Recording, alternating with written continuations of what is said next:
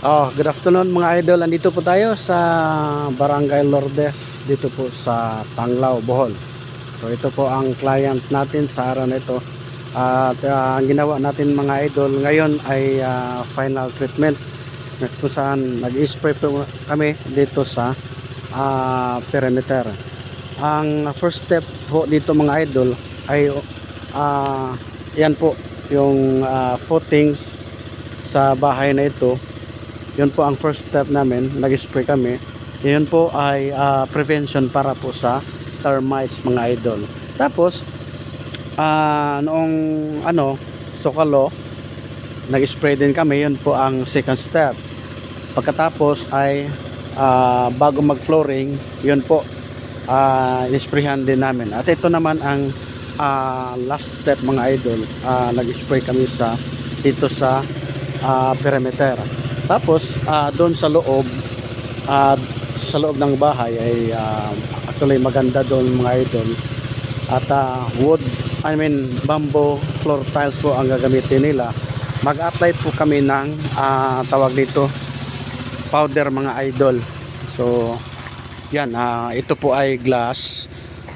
Doon dyan po. Ayan.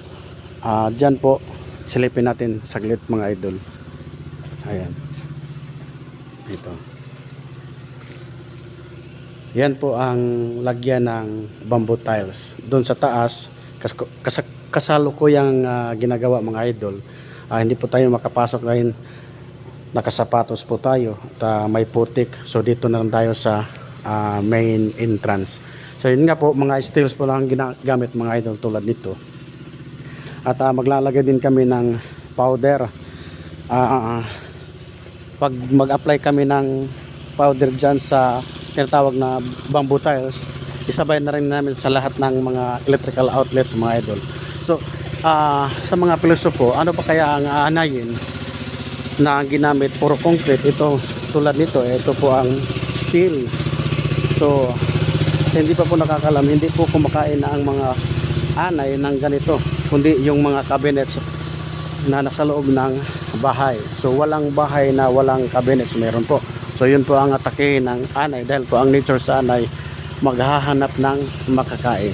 So yun mga idol, ito po ang final treatment namin.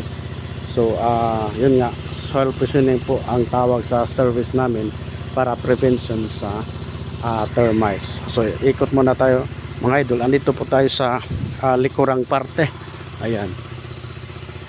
So at ayun po ang kanilang garahe, napakaluwag mga idol.